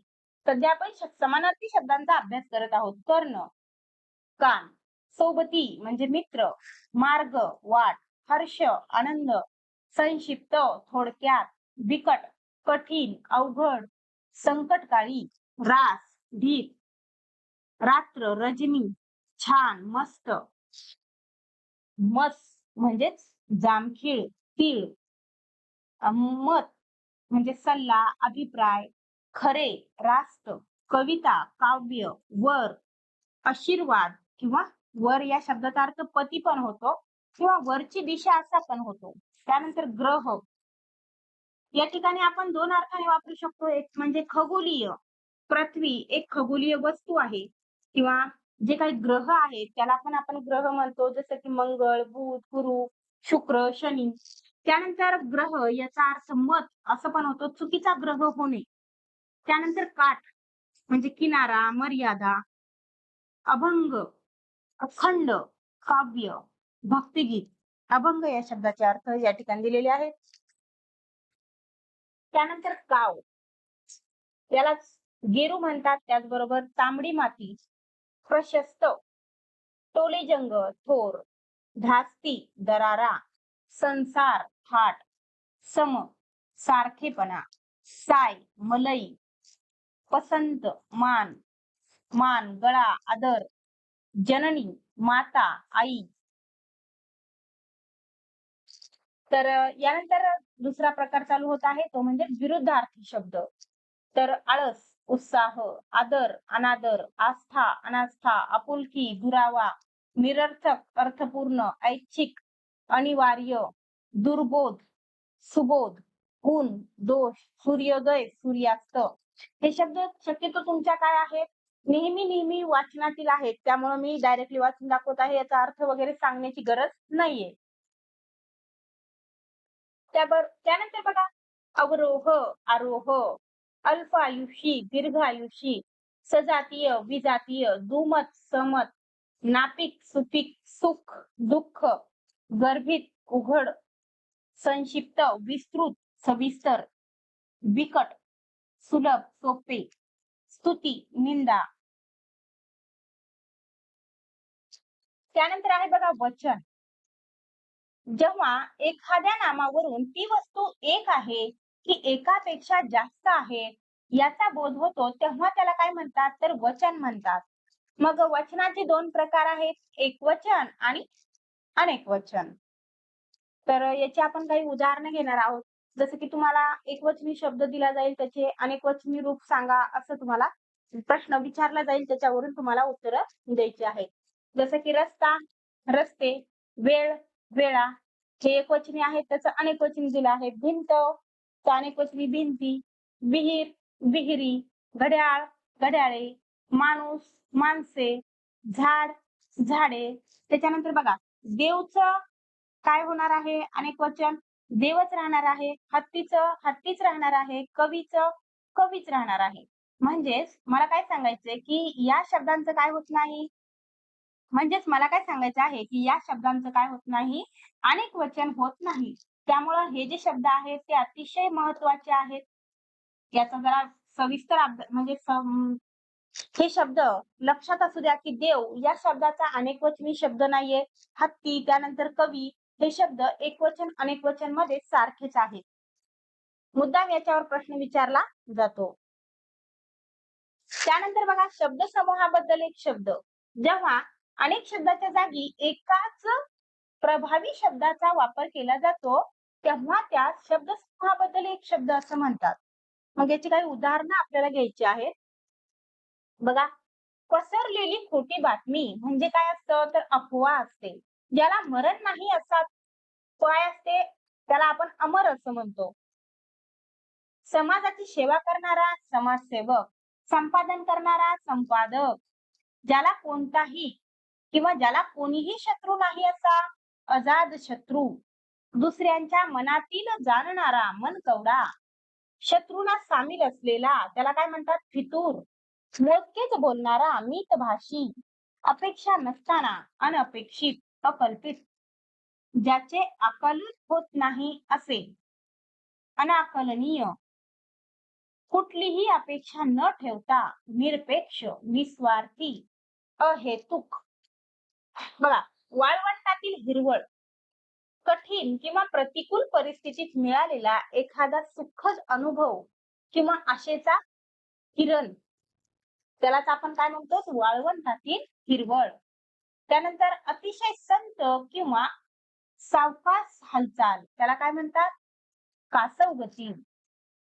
आश्चर्यचकित किंवा विस्मित होऊन पाहण्याची दृष्टी, याला काय म्हणतात? अचंबित नजर. त्यानंतर गोंधळलेली अवस्था, काय करावे आणि काय करू नये हे न सुचणे, त्याला काय म्हणतात? द्विधा मनस्थिती. बघा, अक्षरापासून अर्थपूर्ण शब्द तयार करणे. जसं की एखादं काय दिलेलं असेल तुम्हाला, अक्षर दिलेलं असेल, मग या ठिकाणी जसं आपण उदाहरण घेऊन पाहूया, बेजबाबदारपणा. तर याच्यापासून आपल्याला अर्थपूर्ण असे काय करायचे आहेत? शब्द तयार करायचे आहेत. तर या शब्दापासून आपण जबाबदार, काय काय तयार करतो? जबाब म्हणजेच उत्तर, बाप, दार, बाज, नाद, जबा. जबा या शब्दाचा अर्थ काय होतो? बळी किंवा त्याग. त्यानंतर धरणी माता, हा काय आहे? दुसरा शब्द आहे. याच्यापासून धरणी माता, धर, तार, मार, रण. त्यानंतर तिसरा शब्द आहे बालपण. याच्यापासून बालपण, बाप, बाण, लपण हे शब्द आपण तयार करू शकतो. लेखन नियमानुसार लेखन. तर याच्यावर बऱ्याच वेळेस आपले काय होत असतात? मार्क जात असतात. अचूक शब्द ओळखणे किंवा वाक्यातील चुकीचे शब्द ओळखून दुरुस्त करणे, अशा पद्धतीचा प्रश्न तुम्हाला विचारला जातो. तुम्हाला काय केले जातात? शब्द दिला जातो आणि त्या ठिकाणी चुकीचा शब्द दिलेला असेल तर तो दुरुस्त करायचा असतो किंवा चुकीचा शब्द ओळखायचा असतो. जसं की शब्दांची या ठिकाणी आपण उदाहरणं घेतलेली आहेत. योगधैर्य. तर बऱ्याच जणांना युगधैर्याला, त्या युगला काय आहे? पहिला उकार आहे. तर बरेच जण काय करतात? दुसरा उकार देतात. तर हे धैर्य असा शब्द आहे. तर त्यानंतर जादूगर. जादूगार हा शब्द पण म्हणजे या ठिकाणी आपला पहिला उकार द्यायचा की दुसरा उकार द्यायचा, शब्द नेमका कसा लिहायचा हे लक्षात ठेवा. हे शब्द तुमचे तुम्ही सुद्धा वाचून घेऊ शकता. आश्चर्य, शिट्टी, सार्वजनिक, उत्पत्ती, अनसूया. त्याच्यानंतर त्यानंतर आहे बघा जरा, जर्जर, सुतकताई, विशोभित, भुरभुर, कडुनिंब, विस्मयचकित, अंतःकरणपूर्वक. तर हे शब्द तुम्ही वाचून घेऊ शकता. ते शब्द जशास तसे, फक्त नेमके कसे लिहायचे हे जास्त महत्वाचं आहे. जसं की प्रसिद्ध, सहानुभूती, वैयक्तिक, मनस्थिती, वैशिष्ट्य, सहाय्यक, अंतर्मुख, निर्जीव, धैर्य, ध्येय, व्यक्तिमत्व, निर्णय, सांस्कृतिक, दुष्काळ, भाषातज्ञ, अभिव्यक्ती, दीर्घायुष्य, वैश्विक, विश्वकोश. त्यानंतर मैत्रीण, निष्क्रिय, दृष्टी, कनिष्ठ, मैत्रिणी. हे बघा, हे आशीर्वाद शब्द अतिशय महत्वाचा आहे. नेहमी नेहमी विचारला जातो. म्हणजे आपण नेहमी पाहत असतो तरी सुद्धा आपल्याला पहिली वेलांटी द्यायची, दुसरी द्यायची हे कळत नाही. त्यासाठी शब्द नीट म्हणजे उघडा डोळे बघा नीट, अशा पद्धतीने या शब्दांकडे पहा. हेच शब्द आहेत ते जे की तुमचे एक एक मार्क काय करतात? तुमच्यापासून काढून घेतात किंवा त्यापासून तुम्ही दूर जाता. तर याच्याकडे नीट पहा. पारंपरिक हा शब्द आहे. त्यानंतर विपरीत म्हणजे तुमच्या पुस्तकात ही दिलेली काय आहे? शुद्ध शब्दांची यादी आहे. याचा सविस्तर अभ्यास करा. हे तुमच्या पुस्तकातील शब्द आहेत. त्याचबरोबर हे शब्द वारंवार परीक्षेत आलेले आहेत, विचारलेले आहेत. याच्या बाहेर कुठलाही शब्द विचारला जाणार नाहीये. बघा, दीपावली हा शब्द आहे. तर आपण बऱ्याच वेळेस काय करतो? दीला काय आहे? दुसरी वेलांटी आहे. परंतु आपल्याला जर त्या ठिकाणी काय दिलं? दीपावली असं दिलं, तरी पण आपल्याला ते काय वाटतं? योग्य वाटतं. परंतु हे योग्य आहे का? तर नाही. हे काय आहे? चुकीचं आहे. मग योग्य शब्द काय आहे? तर तो हा आहे. बघा, महत्व, शिरोधार्य, संस्कृती, क्रियाशील, भौतिक, वाङ्मय, प्रतिभावंत, दैनंदिनी. त्यानंतर हे बघा, हे शब्द परत आलाय. कोश, जीवन, निर्मिती, अलंकारिक, समीक्षा, क्रीडांगण, हृदय, तीर्थरूप. हे पण शब्द महत्वाचा आहे. त्या ठिकाणी तीर्थ, तर तिला काय आहे? दुसरी वेलांटी आहे. तर ते लक्षात असू द्या. दृष्टिकोन, सर्वांगीण, हार्दिक, हिंस्त्र, औपचारिक, सुज्ञ, पुनर्विवाह, अभिनंदन, शैक्षणिक. तर हे शब्द तुम्ही पण वाचून घेऊ शकता. शब्दांकडे नीट पहा, नीट वाचून घ्या. हे शब्द अत्यंत महत्वाचे आहेत. हे पण शब्द तेच शब्द आहेत जे की तुम्हाला काय करायचे आहेत? अशुद्ध रूपात दिली जातील, ते तुम्हाला शुद्ध करायचे आहेत किंवा त्यातल्या चुका आहेत त्या तुम्हाला दुरुस्त करायच्या आहेत. जसं की शब्द आहेत कर्तृत्व, अतिशयोक्ती, परीक्षा. हे बघा, हे पण शब्द वारंवार परीक्षेत विचारला जातो. परीक्षा शब्द. परीक्षा देत असतात तुम्ही, परंतु परीक्षेला रीला पहिली वेलांटी की दुसरी वेलांटी हे तुम्हाला कळत नाही. पुनरावृत्ती, वक्तृत्व, अस्तित्व, सूचना, पुनर्रचना, उच्छ्वास, विश्लेषण, उत्पन्न, स्मित, जीवन, उज्ज्वल, स्फूर्ती, परिस्थिती, उपस्थिती, दुर्मिळ, स्मृतिदिन, कौटुंबिक, वैविध्यपूर्ण, पश्चाताप, प्राक्तन, सृजनशील, ज्येष्ठ, कीर्ती, कीर्तन. त्यानंतर आहे विरामचिन्ह. तर विरामचिन्ह हे आपल्या आपल्या वाक्यरचनेमध्ये खूप महत्वाची भूमिका बजावत असतात. जसं की एखादं जर विरामचिन्ह आपण चुकीच्या ठिकाणी दिलं, तर त्या वाक्याचा अर्थ ते विरामचिन्ह बदलून टाकत असतं. एवढी ताकद, एवढी शक्ती ती विरामचिन्हामध्ये असते. जसं की आपल्याला काही विरामचिन्ह या ठिकाणी म्हणजे विरामचिन्हांचा आपल्याला अभ्यास करायचा आहे. सुरुवातीलाच आहे बघा पूर्णविराम. पूर्णविराम कशा पद्धतीने आहे ते इथं पाहून घ्या. तुम्हाला चिन्ह पण ओळखता आले पाहिजेत. विधान किंवा वाक्य पूर्ण झाले आहे हे दाखवण्यासाठी शब्दाचा त्याचबरोबर शब्दांचा संक्षेप दाखवण्यासाठी आद्य अक्षरापुढे देखील काय केलं जातं विराम चिन्हाचा वापर केला जातो. जसं की तुम्ही वाक्य लिहिता भारत माझा देश आहे तर त्या ठिकाणी काय करता विराम चिन्ह देता. त्याचबरोबर तुम्ही काय करता तुमचं शिक्षण जर विचारलं तुम्हाला तर तुम्ही काय म्हणणार समजा तुमचं शिक्षण विचारलं तर तुम्ही काय म्हणणार एस SSC है की नाही. तर या ठिकाणी आपण आद्याक्षर म्हणजे संक्षिप्त स्वरूपामध्ये लिहिण्यासाठी किंवा संक्षिप्त दाखवण्यासाठी सुद्धा आपण या विरामचिन्हाचा उपयोग करत असतो. ते विरामचिन्ह आहे पूर्णविराम. त्यानंतर आहे बघा अर्धविराम. तर दोन छोटी वाक्य उभयान्वयी अव्ययाने जोडलेली असतात तेव्हा आपण अर्धविराम चिन्हाचा उपयोग करत असतो. त्यानंतर आहे स्वल्पविराम. तर स्वल्पविराम कधी तर तुम्ही एकाच जातीचे अनेक शब्द जर एकत्र येत असतील तर तुम्ही काय करता स्वल्पविरामाचा उपयोग करता. जसं की तुम्ही म्हणता आशा, उषा, मीना, सीना इतक्या जणी काय करत आहात आम्ही तुमच्या घरी येत आहोत. तर हे आशा, उषा, मीना, सीनू, सोनू तर याच्यानंतर तुम्ही काय करत आहात प्रत्येक वेळेस सोनूच्या नंतर आशा, उषा यांच्या नंतर काय करणार आहात स्वल्पविरामाचा उपयोग करणार आहात. त्यानंतर आहे अपूर्ण विराम. अपूर्ण विराम अशा पद्धतीनं असतं जे की वाक्याच्या शेवटी तपशील द्यायचा असल्यास काय करतात पूर्णविराम देत असतात. त्यानंतर बघा प्रश्नचिन्ह. प्रश्नचिन्ह मग कधी द्यायचं असतं तर जसं की मी प्रश्न विचारला तुम्हाला वर्गात पहिला कोण येणार वर्गात पहिला कोण येणार पहिला कोण येणार तर या ठिकाणी मी एक काय केलं आहे तुम्हाला प्रश्न विचारला आहे. मग त्याच वेळी तुम्हाला काय करावं लागणार त्या ठिकाणी म्हणजे वाक्याच्या शेवटी तुम्हाला क्वेश्चन मार्क द्यावा लागणार. त्यानंतर बघा उद्गारवाचक चिन्ह म्हणजे उत्कट भावना व्यक्त केल्या हे दाखवण्यासाठी उद्गारार्थी चिन्ह. अगं बाई असं का असं म्हणताना अशा शब्दाच्या नंतर काय करत असतो आपण उद्गारार्थी चिन्ह देत असतो. उद्गारार्थी चिन्ह हे बघा अशा पद्धतीनं. त्यानंतर एकर एकेरी अवतरण चिन्ह. मग एकेरी अवतरण चिन्हाचा उपयोग कधी करता तर एखाद्या शब्दावर विशेष जोर द्यायचा असेल तर काय करता एकेरी अवतरण चिन्हाचा उपयोग करता.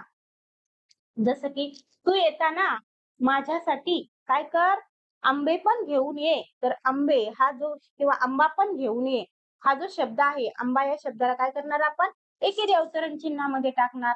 त्यानंतर बघा दुहेरी अवतरण चिन्ह बोलणाऱ्याच्या तोंडचे शब्द जसेच्या तसे दाखवण्यासाठी काय करता आपण तर दुहेरी अवतरण चिन्हाचा उपयोग करतो. त्यानंतर बघा संयोग चिन्ह आणि संयोग चिन्ह जे आहे ते दोन शब्द जोडताना किंवा ओळीच्या शेवटी शब्द अपुरा राहिल्यास जसं की आपण इथून काय करायला काय ते लिहित लिहित गेलो मग इथं काय झालं आता वाक्य म्हणजे आपले शब्द पूर्ण बसत नाहीत इथं आपण काय करणार अक्षरण चिन्ह आपलं संयोगी चिन्ह देणार आणि राहिलेला शब्द तो या ठिकाणी आपण पूर्ण करणार. त्यानंतर आहे अपसरण चिन्ह. संयोग चिन्ह हे अपसरण चिन्हापेक्षा लहान असतं. नेहमी लक्षात ठेवा की संयोग चिन्ह जर समजा एवढं असेल तर अपसरण चिन्ह हे एवढं असतं. तर बोलता बोलता विचार मालिका सुटल्यास स्पष्टीकरण द्यायचे असल्यास आपण अपसरण चिन्हाचा उपयोग करत असतो. त्यानंतर विकल्प चिन्ह, विकल्प म्हणजे अशा पद्धतीनं पर्याय दाखवण्यासाठी. म्हणजे जसं की आता तुम्ही 10वी परीक्षा पास झाल्याच्या नंतर तुम्ही काय करणार? सायन्स घेणार की आर्ट घेणार? तर याच्यासाठी सायन्स आणि आर्टच्या मध्ये काय करणार आपण? विकल्प चिन्हाचा उपयोग करणार. त्यानंतर बघा, चुकीचे विरामचिन्ह ओळखा, असं पण तुम्हाला प्रश्न विचारला जातो. तर कसं ओळखणार मग? बघा प्रश्न आहे, नको, मी माणूसच ठीक आहे. आली मोठे जादूगर. तर या ठिकाणी तुम्हाला दिसत आहे. नकोच्या नंतर उद्गारार्थी चिन्हाची काही गरज आहे का? तर नाही. इथं काय द्यावं लागेल आपल्याला? स्वल्पविराम द्यावा लागेल. म्हणजे या ठिकाणी ही काय आहे? चुकीचं विरामचिन्ह कोणतं आहे? तर हे उद्गारार्थी चिन्ह चुकीचं आहे. मग ते वाक्य कसं लिहिता येईल? तर या ठिकाणी तुम्हाला लिहून दाखवलं आहे. नको, मी माणूसच ठीक आहे. आली मोठी जादूगार. तर हे जे काही उद्गारार्थी चिन्ह द्यायचं होतं, ते कुठे द्यायचं होतं? जादूगरच्या नंतर. त्यानंतर बघा, पारिभाषिक शब्द. तर हा पण खूप महत्वाचा तुमच्यासाठी पार्ट आहे, जे की तुम्हाला 1 मार्क सहज मिळवून देणार आहे. तुमच्या पुस्तकातील जे काही पारिभाषिक शब्द आहेत, ते सर्वची सर्व मी या ठिकाणी घेतलेले आहेत. बघा, एखाद्या विशिष्ट क्षेत्रात कला, वाणिज्य एका निश्चित आणि ठराविक अर्थाने वापरल्या जाणाऱ्या शब्दांना काय म्हणतात? पारिभाषिक शब्द असं म्हणतात. तर व्यवहारात आणि कारभारात अचूकता येते. याचं काय महत्व आहे? तर ते सांगितलं आहे. मोठी संकल्पना एका शब्दात मांडता येते. जसं की या ठिकाणी आपण उदाहरणार्थ घेतलेला आहे एबिलिटी म्हणजेच कार्यक्षमता. तर या ठिकाणी आपल्याला जास्त फोडून सांगायची गरज नाहीये, की बाबा विशालमध्ये एक विशिष्ट प्रकारची एबिलिटी आहे किंवा कृष्णामध्ये एक विशिष्ट प्रकारची काय आहे? एबिलिटी म्हणजे कार्यक्षमता आहे. है की नाही? तर आपण एबिलिटी हा शब्द वापरतो. त्यानंतर आहे बघा, फाउंडेशन म्हणजे प्रतिष्ठान, नंतर ब्रॉडकास्ट म्हणजे दंड संकेत, मोटू म्हणजे ब्रीदवाक्य, ऑब्झर्वेटरी म्हणजेच वेधशाळा, झोन म्हणजे परिमंडळ किंवा विभाग, अशा पद्धतीनं हे शब्द आहेत, ज्याचा की तुम्ही स्वतः वाचून घेऊ शकता. अब्सेंट म्हणजेच अनुपस्थिती, अकॅडमिक क्वालिफिकेशन म्हणजे शैक्षणिक आर्द्रता.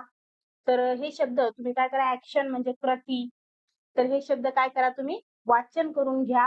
हे सर्वचे सर्व शब्द तुमच्या पुस्तकातील आहेत. या बाहेर तुम्हाला कुठलाही शब्द तुमच्या क्वेश्चन पेपर मध्ये दिसणार नाही. त्यासाठी हे शब्द तुमच्यासाठी खूप महत्वाचे आहेत. ते तुम्ही सर्वचे सर्व शब्द काय करून घ्या, वाचून घ्या. खूप जास्त नाही येतं, थोडेच आहेत. परंतु तुमच्यासाठी तुमचा 1 मार्क फिक्स करणारे आहेत. तर टॅक्स, कर वगैरे, मोबाईल म्हणजे भ्रमणध्वनी, वॉलपेपर, भिंतीला चिटकवण्याचा कागद, अप टू डेट म्हणजे अद्ययावत, वर्कशॉप म्हणजे कार्यशाळा. तर हे जे शब्द आहेत ते तुमच्यासाठी अतिशय महत्वाचे आहेत. त्यानंतर बघा, काही-काही शब्दाची या ठिकाणी पुनरावृत्ती म्हणजे ते परत-परत शब्द आलेले आहेत. जसं की झोन हा शब्द परत आलेला आहे. 0 हॉवर म्हणजे 0 तास, यार्ड म्हणजे आवार. तर हे शब्द या ठिकाणी वाचून घ्या. सविस्तर अभ्यास तुमचा होऊन जाईल आणि तुमचे 40 पैकी 40 मार्क म्हणजे 40 मार्क तुमचे फिक्स होऊन जातील. तर बघा विद्यार्थी मित्रांनो, या ठिकाणी आता आपण उपयोजित लेखन हा भाग अभ्यासणार आहोत. काय अभ्यासणार आहोत? तर उपयोजित लेखन अभ्यासणार आहोत. हा भाग जो आहे तो तुम्हाला भरपूर मार्क मिळवून देणारा भाग आहे. त्यासाठी यानंतर पण मी जे काही घेणार आहे ते सर्वच्या सर्व तुमच्यासाठी अत्यंत महत्त्वाचं आहे. तुमच्या मार्कामध्ये वाढ करणार आहे. तर सुरुवातीलाच आपण पाहणार आहोत ते म्हणजे पत्रलेखन. तर बघा पत्रलेखन तर या ठिकाणी 2 प्रकारे करता येतं पत्रलेखन. एक तर काय असतं, अनौपचारिक असतं, त्याचबरोबर औपचारिक असतं. मग औपचारिक पत्रामध्ये कशाचा समावेश होतो आणि अनौपचारिक मध्ये कशाचा समावेश होतो, हे समजून घेणं फार महत्वाचं आहे. बघा, पहिला आपण या ठिकाणी पत्राचा नमुना पाहतोय ते म्हणजे अनौपचारिक आणि दुसरा आहे औपचारिक. तर अनौपचारिक मध्ये काय असतं, तर कौटुंबिक पत्रांचा समावेश हा कशामध्ये होत असतो? अनौपचारिक मध्ये होत असतो. मग त्यामध्ये जिव्हाळ्याच्या, किंवा जवळच्या किंवा जिव्हाळ्याच्या व्यक्तीला पाठवले जाणारे पत्र याचा समावेश यामध्ये होणार आहे.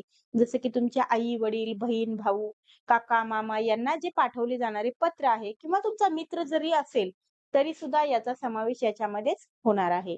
त्यानंतर आहे बघा औपचारिक. औपचारिकमध्ये काय असणार आहे, तर मागणी किंवा विनंती त्याचबरोबर कार्यालयीन व व्यावसायिक पत्रांचा समावेश याच्यामध्ये होणार आहे. तर नेमके अनौपचारिक पत्र कसे लिहायचे आणि औपचारिक पत्र कसे लिहायचे, यात काय असलं पाहिजे, यात काय असलं पाहिजे, तर याची आपण सविस्तर माहिती पुढे घेऊया. बघा, तर या ठिकाणी आपण औपचारिक पत्रामध्ये काय लिहायचं आहे ते अगोदर समजून घेऊया. बघा, प्रती लिहिल्यानंतर व्यक्तीचा योग्य तो हुद्दा लिहिणे, म्हणजेच त्या व्यक्तीचा प्रती लिहायचं, त्याचबरोबर त्या व्यक्तीचं नाव वगैरे लिहायचं आहे. त्या व्यक्तीचा पूर्ण पत्ता वगैरे लिहायचा आहे. पत्राचा विषय लिहिणे काय आहे इथं गरजेचं आहे. तिकडे विषय लिहिण्याची गरज नाहीये. त्याचबरोबर इथं बघा, अचूक शब्दात नेमका आशय मांडणे गरजेचं आहे. पत्रात शेवटी डावीकडे पत्र पाठवणाऱ्याचा पत्ता लिहिणे गरजेचं आहे. अशा पद्धतीनं तर इकडं अनौपचारिकमध्ये काय करायचं आहे, व्यक्तीचा उल्लेख योग्य नात्याप्रमाणे सन्मानपूर्वक करणे, त्याचबरोबर व्यक्तीचे क्षेमकुशल विचारणे, त्यानंतर भावना प्रभावी शब्दात मांडणे, नात्यातील जिव्हाळ्यानुसार विस्तृत लेखन करणे, पत्राचा विषय लिहिण्याची गरज नाहीये या ठिकाणी. तर इकडं काय करायचं आहे, विषय मात्र लिहायचा आहे. तर त्यानंतर बघा, पत्रात शेवटी डावीकडे पत्र लिहिणाऱ्याचा पत्ता लिहिणे आवश्यक आहे. त्यानंतर आपण काही नमुने या ठिकाणी घेणार आहोत. सुरुवातीला बघा, पत्राचा या ठिकाणी ढाचा एक प्रकारे असाच असणार आहे. सुरुवातीला काय करायचंय, दिनांक टाकायचा आहे. त्यानंतर प्रति, माननीय. जर तुम्ही मुख्याध्यापक सरांना वगैरे पत्र लिहित असाल, तर त्यांचं नाव वगैरे त्या ठिकाणी त्यांचा पत्ता वगैरे टाकायचा. त्यानंतर काय करायचं आहे, विषय लिहायचा आहे. तर हे काय आहे, औपचारिक पत्र आहे. त्यानंतर काय करायचं, महोदय. त्यानंतर जो काही मजकूर आहे तो त्या ठिकाणी लिहायचा. त्यानंतर आपला किंवा आपली टाकून त्या ठिकाणी स्वतःचं नाव वगैरे लिहून स्वतःचा पत्ता लिहायचा आहे. तर आपण या ठिकाणी काही उदाहरणं घेतलेली आहेत. जसं की या ठिकाणी मी अनौपचारिक पत्रलेखनाचा एक नमुना या ठिकाणी घेतलेला आहे. बघा, पत्र कशासाठी लिहायचं आहे, तर पत्र कोणाला लिहायचं आहे? मित्राला पत्र लिहिलेलं आहे.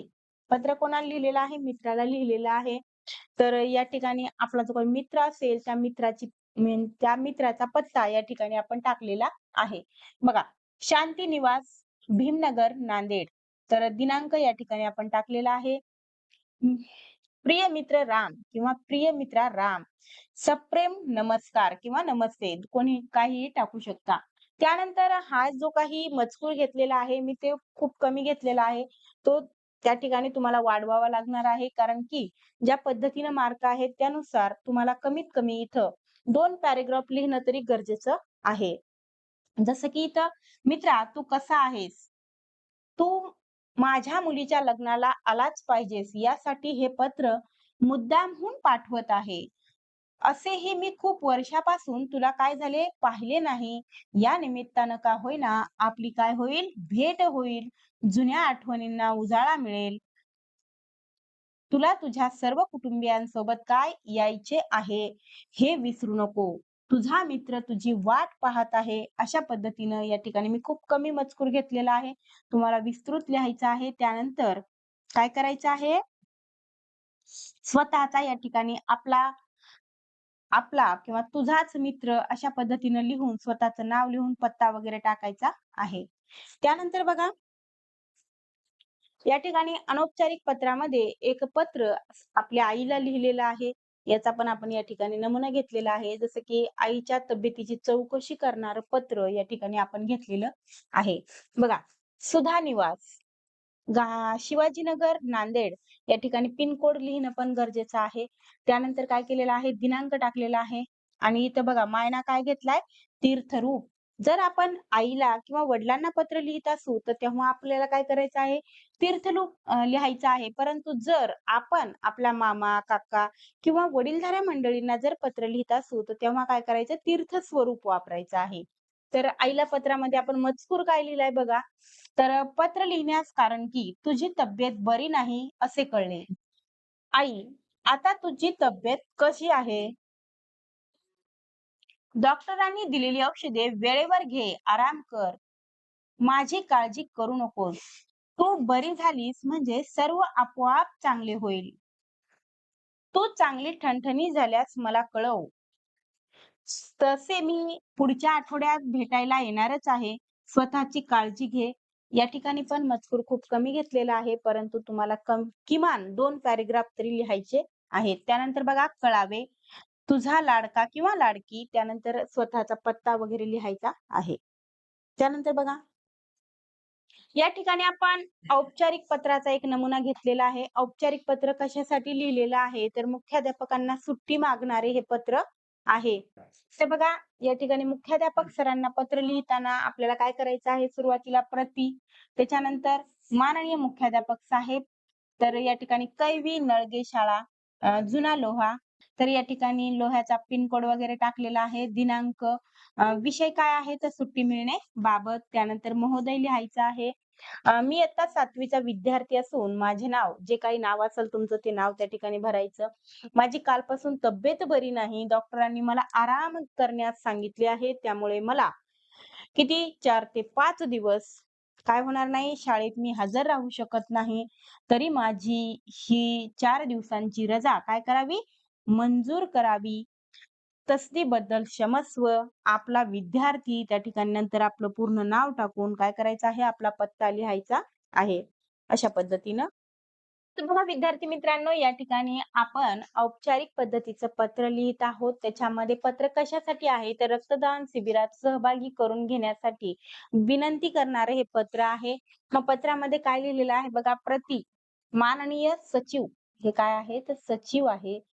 तर समता मित्रमंडळ नांदेड, त्या ठिकाणी आपण पिनकोड वगैरे घेतलेला आहे. त्यानंतर काय करायचा, दिनांक टाकायचा. विषय लिहिणं औपचारिक पत्रामध्ये बंधनकारक आहे. तर विषय काय आहे, रक्तदान शिबिरात सहभागी होणे. त्यानंतर महोदय, बघा, जो काही मजकूर आहे, हा जो काही मजकूर लिहिलेला आहे तो म्हणजे तुम्हाला असं वाटू देऊ नका की ते वाचतात नाही वाचतात. ते तुमच्या नेमकं तुम्ही काय कल्पना करतात, तुमचे विचार काय आहेत, ते त्या ठिकाणी ते मजकूर सांगत असतो. बघा, मी आणि माझे मित्र इयत्ता 10वीत शिकत आहोत. आपण सूचना फलकावर लावलेले रक्तदान शिबिराचे माहिती पत्रक आम्ही वाचले आणि आम्हाला खूप आनंद झाला. आम्हाला रक्तदानाचे महत्त्व पटलेले आहे. आमच्या शिक्षकांनी अनेकदा ते आमच्या मनावर बिंबवले आहे. आम्हाला रक्तदान शिबिरात सहभागी होण्याची तीव्र इच्छा आहे.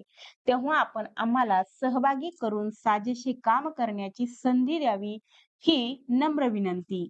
त्यानंतर कळावे. कळावे हे पण लिहिणं फार गरजेचं आहे, कारण की त्या पत्राला तुम्ही उत्तर पाठवा असा या ठिकाणी त्याचा अर्थ आहे. त्याचबरोबर आपला किंवा आपली, मग त्या ठिकाणी स्वतःचं नाव वगैरे टाकायचे, पत्ता टाकायचा आहे. तर मी या ठिकाणी पत्ता वगैरे घेतलेला आहे. त्या ठिकाणी तुम्हाला पण असाच पत्ता घ्यायचा आहे. त्यानंतर औपचारिक पत्राचं या ठिकाणी मागणी पत्र आहे बघा. मग ती मागणी कशाची पण असू शकते. तर या ठिकाणी मी वृक्षारोपणासाठी रोपांची मागणी करणारं पत्र या ठिकाणी मी घेतलेलं आहे. बघा, प्रति माननीय वन अधिकारी साहेब, वन विभाग पुणे, या ठिकाणी आपण पत्र लिहित आहोत. तर त्यानंतर विषय या ठिकाणी आपण नमूद करायचा आहे. आपल्याला काय करायचं आहे, रोपांची मागणी करणारं पत्र लिहायचं आहे. त्यानंतर महोदय, बघा, पुढील महिन्यात येणारा वन महोत्सव आमच्याही शाळेत साजरा केला जाणार आहे.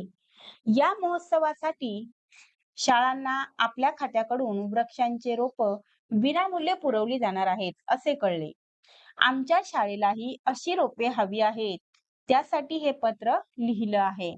आमच्या शाळेला सुमारे किती रोपं पाहिजे आहेत, तर 200 रोपं हवी आहेत. हे पत्र मी माननीय मुख्याध्यापकांच्या अनुमतीनं लिहिलेलं आहे. तसदीबद्दल क्षमस्व. आपला आपला विद्यार्थी किंवा आपला किंवा आपली लिहून त्या ठिकाणी स्वतःचं नाव वगैरे टाकायचं आहे. पूर्ण पत्ता वगैरे लिहायचा आहे. त्यानंतर पुढचा प्रकार आहे ते म्हणजे सारांश लेखन. नेमकं सारांश लेखन काय आहे, तर या ठिकाणी आपण जाणून घेऊया. बघा, जे काही आहे ते आपल्याला पूर्ण विस्तृत मांडण्यापेक्षा थोडक्यात जास्त कसं सांगता येईल याच्यावर भर देणारा म्हणजे काय असतं तर सारांश लेखन असतं. बघा याच्यात नेमके काय मुद्दे आहेत? आपले म्हणणे थोडक्यात सांगा. आजच्या धावपळीच्या युगात हे हे परवलीचं काय आहे वाक्य आहे. म्हणजे जे काही आपल्याला जे काही सांगायचं आहे ते कमी शब्दामध्ये काय करायचं आहे मांडायचं आहे.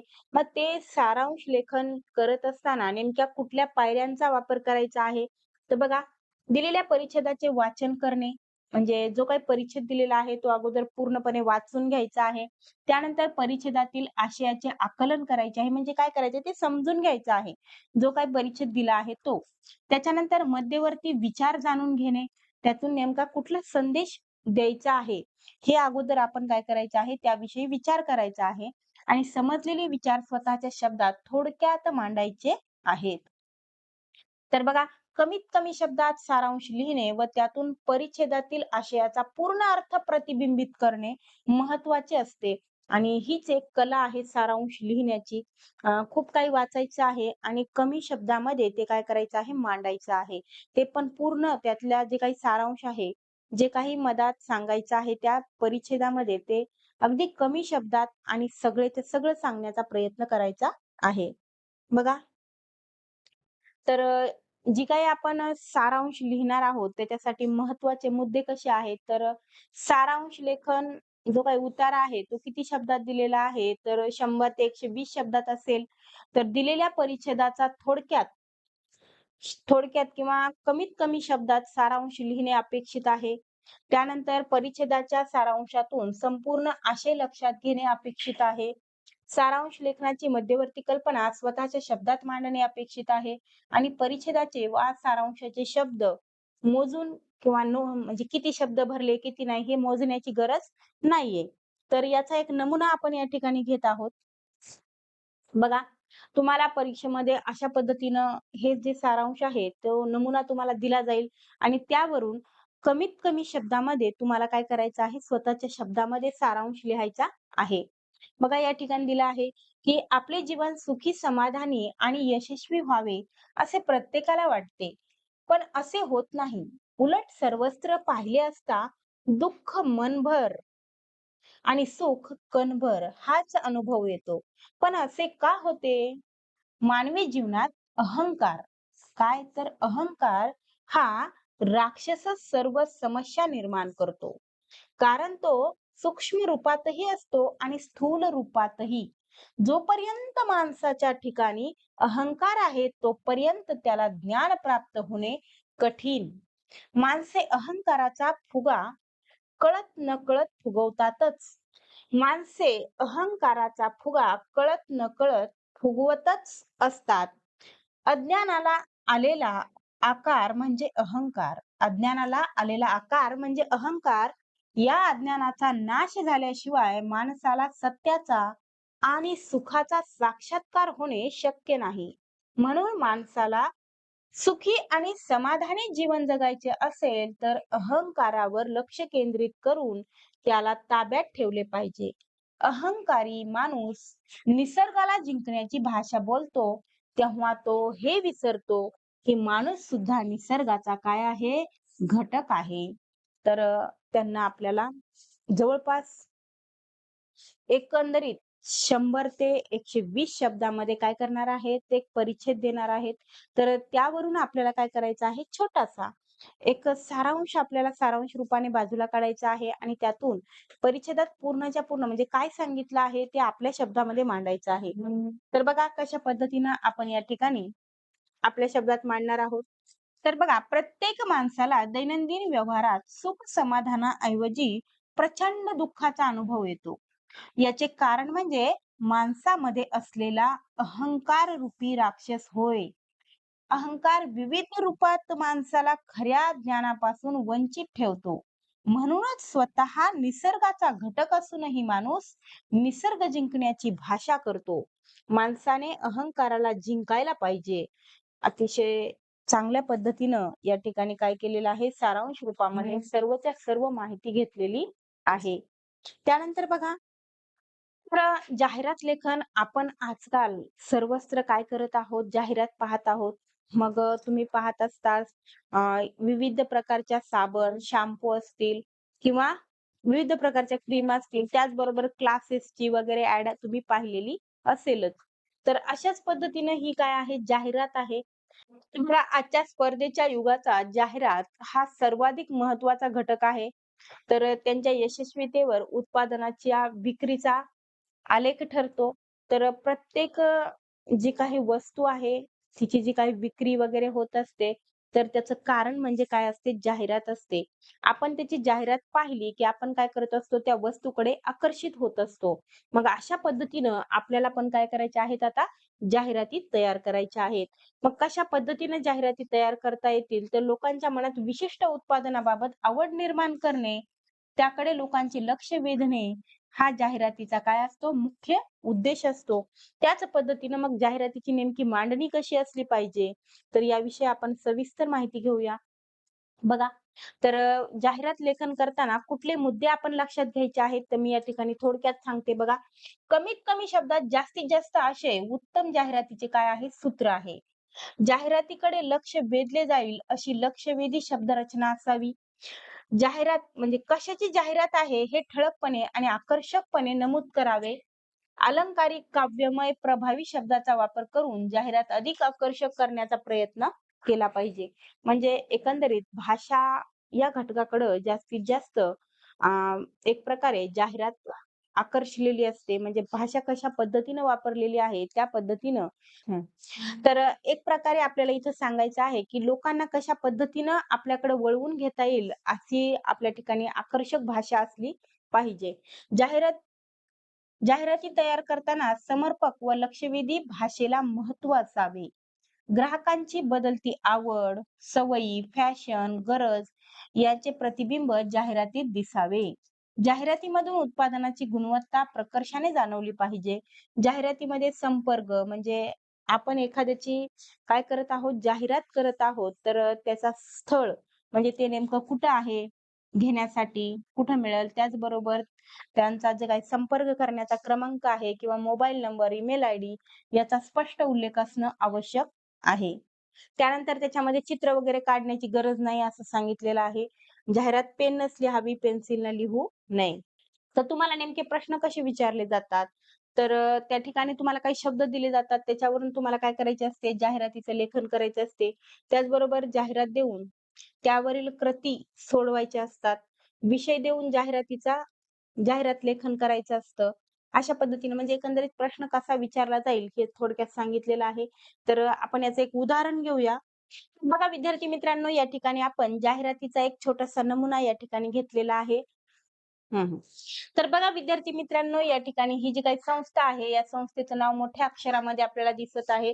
त्याच पद्धतीनं आपल्याला पण जाहिरात तयार करताना अशाच पद्धतीचा नमुना करायचा आहे. त्याचबरोबर या ठिकाणी नेमकं त्यांचं काय उद्देश आहे ते त्या ठिकाणी सांगितलेलं आहे. आपले नाव आजच नोंदवा. त्याचबरोबर त्यांना संपर्क दिलेला आहे. गिरीप्रेमी गिर्यारोहक संस्था या ठिकाणी संस्थेचं नाव दिलेलं आहे. ईमेल आयडी या ठिकाणी दिलेली आहे. तर मोजक्या जागा शिल्लक आहेत असं त्यांना सांगितलेलं आहे. म्हणजे या ठिकाणी ॲड करून लवकरच तुम्ही काय व्हा त्याच्यामध्ये जॉइन व्हा असं सांगण्याचा उद्देश आहे. अशी ही जाहिरात आहे. त्यानंतर बघा बातमी लेखन. तर आजकाल तुम्ही पाहतच आहात प्रत्येक ठिकाणी म्हणजे आपल्या गल्लीबोळातून ज्या काही माहिती मिळते, त्याच पद्धतीनं ज्या माहिती म्हणजे आपल्या आजूबाजूच्या परिसरातली माहिती मिळते, त्याच पद्धतीनं आपल्याला राष्ट्र असेल, आंतरराष्ट्रीय स्तरावरील देखील माहिती आपल्याला कशाच्या माध्यमातून मिळत आहे? तर बातमीच्या माध्यमातून मिळत आहे. हे युग म्हणजे माहितीचं युग आहे. तर प्रसार माध्यमं जे आहेत, याच्यामुळं काय झालेलं आहे, सगळं जग जवळ आलेलं आहे. तर जलवाहिनी नादुरुस्त झाल्यामुळे उद्या शहराचा पाणी पुरवठा काय राहणार आहे? बंद राहणार आहे. यापासूनच्या बातम्या म्हणजे यापासूनच्या बातम्यापासून तर भारताकडून क्षेपणास्त्राची चाचणी यशस्वी झाली, अशा पद्धतीच्या बातम्यापर्यंतच्या बातम्या तुम्हाला घरात बसून काय होत आहेत? यापासूनच्या बातम्या तुम्हाला घरात बसून काय ऐकायला, पाहायला मिळत आहेत. तर अशाच बातम्यांचा नमुना आपल्याला पण काय करायचा आहे? तयार करायचा आहे.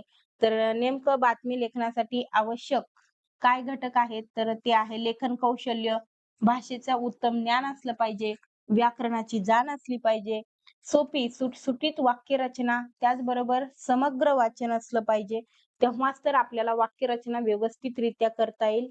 बघा, कोणत्याही घडलेल्या घटनेची बातमी तयार करताना कोणत्या गोष्टीचं ज्ञान किंवा भान राखणं गरजेचं आहे, तर या ठिकाणी बघा, घटनेची विश्वासार्हता, तटस्थ भूमिकेतून लेखन, त्याचबरोबर घटनेचा अचूक व योग्य तपशील, प्रत्यक्ष घडलेल्या घटनेचे लेखन करणे किंवा होणे महत्वाचे असते. त्याचबरोबर सगळ्यात महत्वाचा मुद्दा म्हणजे बघा, स्वतःच्या मनाची कोणतीही बाब त्यात समाविष्ट करू नये. म्हणजे जे आहे तसंच लिहायचं आहे बातमी लेखनामध्ये. कुठल्याही पद्धतीची अतिशयोक्ती किंवा नको त्या गोष्टी त्याच्यामध्ये भरायच्या नाहीयेत. तर बातमी तयार करण्याचे काय निकष आहेत? तर शीर्षक, बातमीचा मथळा हा संपूर्ण बातमीचा घटनेचा आरसा असतो. त्यानंतर बघा, दिनांक, स्थळ, कालावधी, संबंधित व्यक्ती यांचा अचूक उल्लेख असावा. त्यानंतर घटना घडण्याच्या स्थितीप्रमाणे बातमी लेखनात काळाचा वापर केला जातो. तर म्हणजे भूतकाळातील घटना असतील तर त्याच पद्धतीनं त्याची वाक्यरचना असली पाहिजे. जनक्षोभ वाढेल, कोणाच्याही भावना दुखावल्या जातील अशी वाक्य किंवा शब्द बातमीत काय नसावेत, असे संकेत आहेत.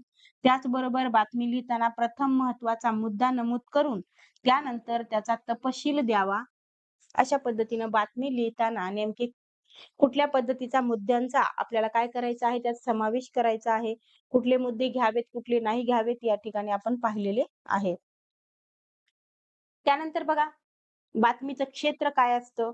तर सांस्कृतिक असेल, क्रीडा असेल, त्याचबरोबर शैक्षणिक असेल, सामाजिक, वैद्यकीय, वैज्ञानिक, दैनंदिन घटना असतील त्याच्यामध्ये, अशा सर्व प्रकारच्या घटना ह्या बातमीमध्ये असतात. त्यानंतर बघा, बातम्या तयार करणे, त्यामध्ये मूल्यमापन प्रती कशी असेल, तर दिलेल्या घटनेवर बातमी तयार करणे, दिलेल्या सूचक शब्दावरून बातमी तयार करणे, कार्यक्रमाची बातमी तयार करणे, अशा पद्धतीचा प्रश्न तुम्हाला विचारला जाईल. तर या ठिकाणी आपण एक बातमी घेतलेली आहे, म्हणजे एक नमुना म्हणून. बघा, मराठी भाषा संवर्धन पंधरवाडा कार्यक्रमास उदंड प्रतिसाद. म्हणजेच सांगण्याचा भाव असा आहे, की मोठ्या अक्षरामध्ये जे काही आपल्या बातमीचं नाव आहे, शीर्षक आहे, ते मोठ्या अक्षरामध्ये आपण घेतलेलं आहे. त्यानंतर महत्वाचे मुद्दे या ठिकाणी नमूद करायचे आहेत. जसं की बघा, 1 जानेवारी ते 15 जानेवारी काय आहे, तर मराठी भाषा संवर्धन पंधरवाडा. या निमित्ताने शाळांमधून मराठी भाषा संवर्धन कार्यक्रम आयोजित केले जावेत. या कार्यक्रमास शहरातील सर्वच शाळांमधून उत्तम प्रतिसाद मिळाला. तर सुरुवातीला आपल्याला एकंदरीत म्हणजे जे काही बातमी आहे त्याची पार्श्वभूमी या ठिकाणी सांगितलेली आहे. त्यानंतर थोडंसं मुद्देसूद सांगण्याचा प्रयत्न किंवा लिहिण्याचा प्रयत्न करायचा.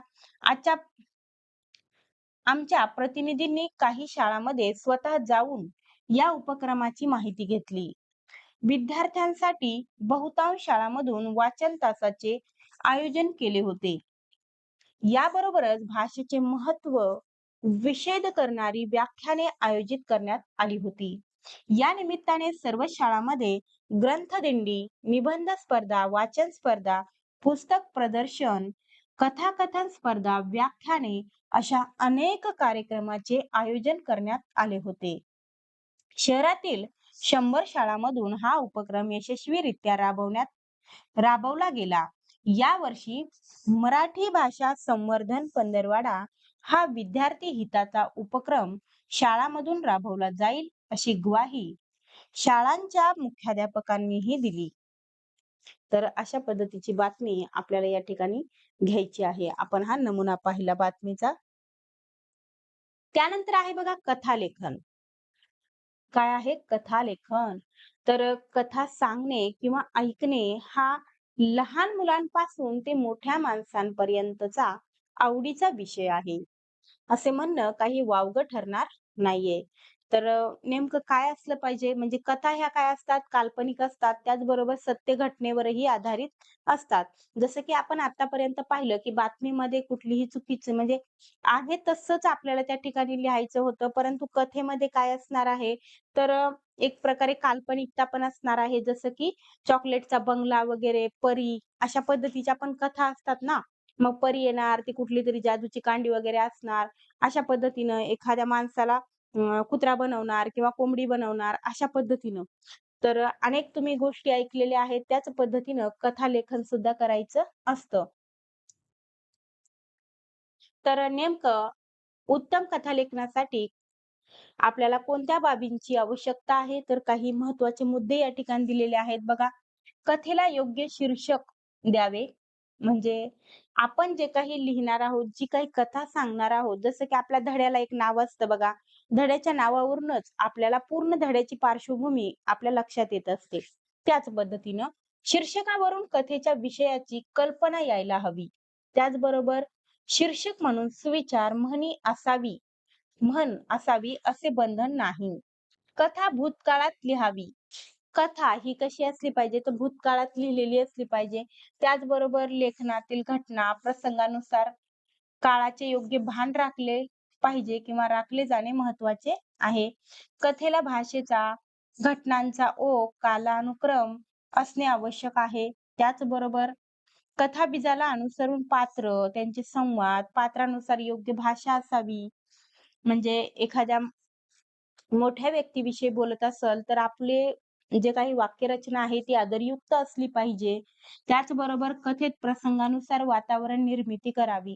म्हणजे जर समजा दुःखद प्रसंग आपण त्या ठिकाणी लिहीत आहोत, तर तेव्हा म्हणजे एक प्रकारे आपली वाक्यरचना पण तशीच असली पाहिजे. त्यानंतर बघा कथालेखन मूल्यमापनाच्या आयोजित कृती म्हणजे आपल्याला कशा पद्धतीनं प्रश्न विचारले जातात. तर कथाबीजावरून कथालेखन, त्याचबरोबर शीर्षकावरून कथालेखन. एक तर तुम्हाला शीर्षक दिलं जाईल, त्यावरून तुम्हाला काय करायचं आहे, कथा लिहायची आहे.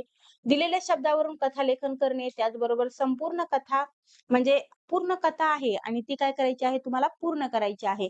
ते असं डॉट मध्ये देतात ना, थोडंसं लिहितात, मग थोडीशी जागा सोडतात, अशा पद्धतीनं. मग त्या पद्धतीनं पण तुम्हाला प्रश्न विचारला जाऊ शकतो. तर मुद्द्यांवरून कथालेखन मग काही मुद्दे दिले जातील आणि ते तुम्हाला त्या मुद्द्यांचा वापर करून पूर्णच्या पूर्ण कथा कशा पद्धतीने लिहिता येईल.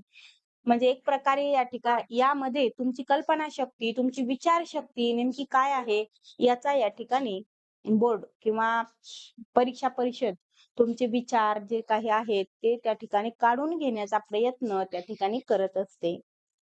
त्यानंतर बघा त्यानंतर आहे बघा लेखन कौशल्य. लेखन कौशल्यमध्ये आपण निबंध लेखन पाहणार आहोत, जे की तुम्हाला भरपूर मार्क मिळवून देणारा हा प्रश्न असतो निबंध लेखनाचा.